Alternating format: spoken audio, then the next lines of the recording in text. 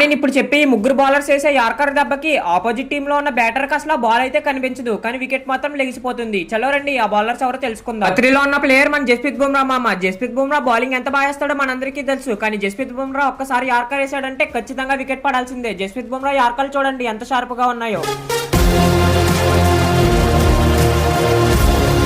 టూలో ఉన్న bowler Mitchell Starc మామ. స్టార్క్ ఒక్కసారి యార్కర్ వేసాడంటే ఖచ్చితంగా వికెట్లు ఎగిరిపోవాల్సిందే. స్టార్క్ గా అనుకుంటే ఓవర్ లో 6 బాల్ కూడా యార్కర్లు వేయగలడు, అది స్టార్క్ యొక్క పవర్.